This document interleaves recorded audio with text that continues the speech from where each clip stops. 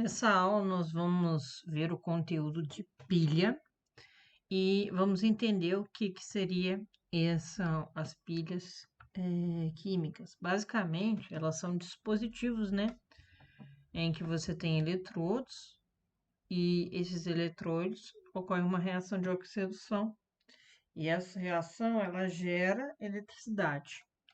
Com isso, a gente tem, por exemplo, nosso controle remoto funcionando devido a essa geração de corrente elétrica através da pilha.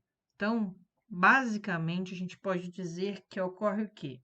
Dentro de uma pilha está acontecendo uma reação química e essa reação química ela está gerando corrente elétrica. Por isso que a partir do momento que você coloca uma, uma pilha em um determinado objeto, um determinado controle remoto ou num carrinho, por exemplo, ele passa a funcionar. Por quê que ele passa a funcionar? Ele passa a funcionar porque a partir daquele momento ele gera uma corrente elétrica. Bom, então vamos entender como que funciona internamente uma pilha. Como que a gente vai fazer isso? Através do estudo da pilha mais conhecida que é a pilha de Daniel. A pilha de Daniel, ela acontece da seguinte forma. Olha só. Você tem, ele pegou uma placa de cobre, uma solução de sulfato de cobre, e colocou ali, fez um arranjo, onde você tinha também uma placa de zinco e uma solução de zinco. Então, basicamente, a gente tem inicialmente isso aqui.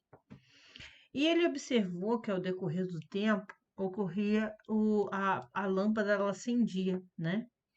Então, o que ocorria ao longo do tempo ali? Uma coisa também que acontecia era que, ao decorrer do tempo, essa placa, por exemplo, aqui de zinco, ela se corroía, ela diminuía a sua massa, né? E a placa de cobre, com o tempo, ela aumentava a sua massa. E por que isso acontecia? Isso acontecia porque isso acontece, na verdade, né? Porque aqui eu tenho zinco na forma de zinco zero, zinco metálico, né? E esse zinco, essa pilha ela ser ligada, ele vai para a solução se transformando em zinco 2+. Ocorre um processo chamado de oxidação na pilha. E aí, por outro lado, né? No cobre acontece o sentido contrário. Então, o cobre, ele sai da solução e vai para a placa. Então, ocorre ali o que a gente chama de redução do cobre, tá? Então, basicamente, no zinco ocorreu oxidação e aí é chamado de anodo. Beleza. Se é chamado de anodo, ele é descrito como uma reação de oxidação. O que seria uma reação de oxidação? É aquela reação onde ocorre o aumento do NOx. Toda substância metálica, no seu estado sólido, tem NOx zero, uma substância simples. Quando vai para a solução aqui o zinco, ele se transforma em zinco 2+. Então, ele tem um aumento da sua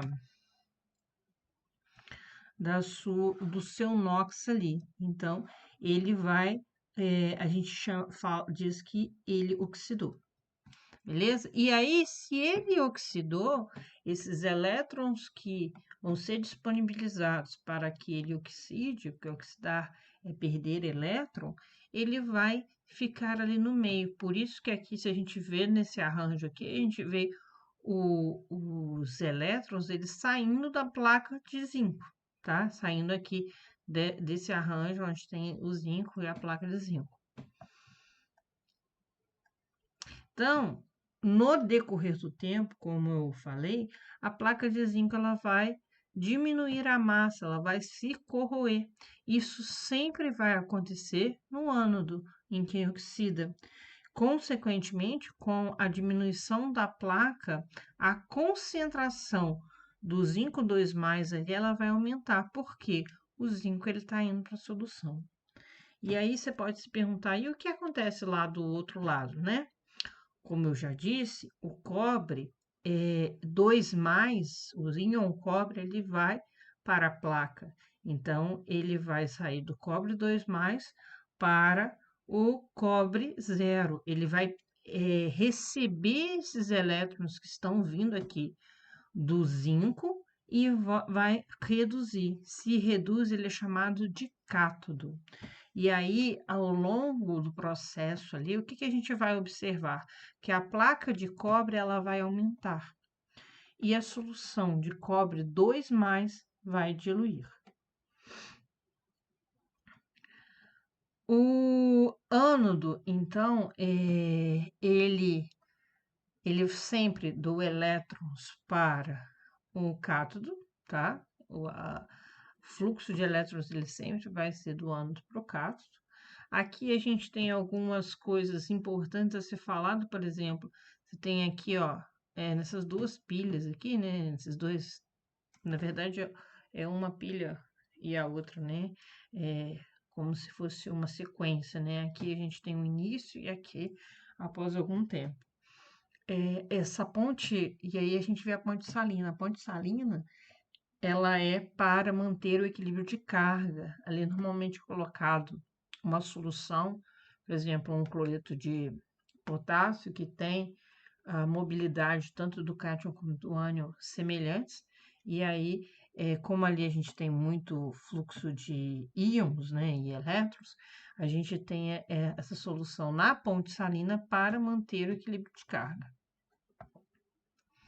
Então, como ali o ânodo ele doa elétron para o cátodo, a gente sabe, a gente já descreveu que o zinco ele doa elétrons. Então, a reação do ânodo seria zinco sólido se transformando em zinco 2+, mais 2 elétrons. Isso aqui é chamado de semi-reação. Semi-reação de quem? Semi-reação do ânodo. E aí, eu também vou ter uma semi-reação do cátodo, né? Onde o cobre ele vai pegar esses elétrons e vai se transformar em cobre sólido. A semi-reação do cátodo aqui também é uma semi-reação. E essas duas semi-reações elas vão gerar uma reação global, onde se a gente junta a reação a semi-reação do ânodo mais a semi-reação do cátodo, os elétrons, por exemplo, eles vão se cortar, né, aqui, e aí vai restar o quê? Na minha reação global, vai restar o zinco sólido mais o cobre 2+, o zinco vai se transformar em íon zinco, e o cobre ele vai reduzir, se transformando em cobre sólido.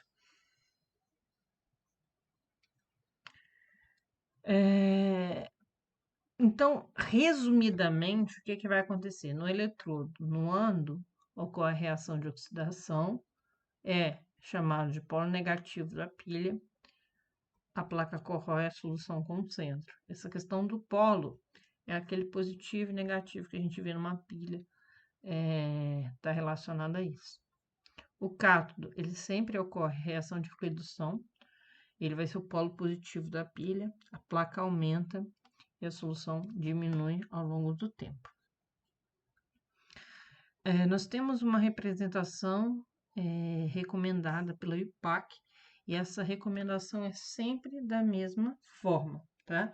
Aqui a gente tem representação para a pilha de Daniell, mas para qualquer outro tipo de pilha, a representação ela tem que ser a mesma. Nessa representação, você tem que necessariamente colocar o ânodo e depois o cátodo, né? E aí você vai representar o que acontece no ânodo. O ânodo ele não oxida, ele não sai do zinco sólido, zinco 0 aqui, e vai para o zinco 2+, então você vai representar isso. O cobre não sai de cobre 2+ e vai para cobre 0, então você vai representar isso. Então, você vai representar a oxidação e a redução. A oxidação do ânodo é a redução do cátodo, nessa ordem, ânodo e cátodo. E aí, você pode se perguntar assim, mas por que na pilha o zinco, ele 12 elétrons e o cobre, ele pega esses elétrons e reduz. Então, uma explicação para isso é que foi medido o potencial, né, dos eletrodos, potencial padrão, a partir do potencial do hidrogênio, tomando o hidrogênio como referência. E depois disso, o que foi feito, né? Foi feito, aí se estabeleceu uma escala de potencial para todos os elementos aí. E aí, se a gente observar aqui, ó, o zinco, segundo essa escala, ele tem um potencial de redução, ó, zinco 2 mais elétron, se transformando em zinco zero, você tem esse potencial, e o potencial do zinco de redução é de menos 0,76. E aí a gente pode observar também nessa mesma escala o potencial de redução do cobre. Cobre 2 mais 2 elétrons, transformando em cobre sólido. E aí a gente vê que o potencial ali é mais 0,34. Então, são potenciais de redução. Quanto maior o potencial de redução de uma espécie, mais ela vai se reduzir. Então, a gente observa que o cobre tem maior tendência de reduzir do que o zinco. E se a gente forma uma pilha, se alguém reduz, outro necessariamente vai oxidar se esse processo for um processo espontâneo. Então, a gente pode calcular o potencial de uma pilha, tá? E aí, como que a gente calcula? Basicamente, você tem o potencial de uma pilha, normalmente se dá o potencial de redução. De posse do potencial de redução, você faz potencial de redução do cátodo menos potencial de redução do ânodo. A gente vai pegar aqueles valores que a gente viu lá atrás, do zinco de menos 0,76 e do cobre de 0,36 volts, fazer a conta lá, ó. O cátodo, que é o cobre, 0,36, por causa do menos ali do zinco, menos 0,76, então vai acabar sendo uma soma, vai dar 1,01. A gente pode observar que esse potencial aqui é um potencial maior que zero. A pilha, ela tem uma característica que é a DDP dela, o potencial dela é maior que zero. Então, o que significa que é um processo espontâneo. Uma outra forma de fazer esse cálculo também é se você tem um potencial de redução de oxidação, por exemplo, né? Ali eu peguei o potencial de oxidação do zinco, né? Ele é simplesmente o contrário do sinal, e o potencial de redução do cobre. E aí, nesse caso, a gente só somar os dois, que a gente vai ter o potencial da pilha. Então, hoje a gente também faz a mesma coisa que a anterior, vai dar a mesma coisa. Você tem dois modos de fazer a mesma coisa, né? Dependendo daquilo que você tem, a situação que você tem ali, né?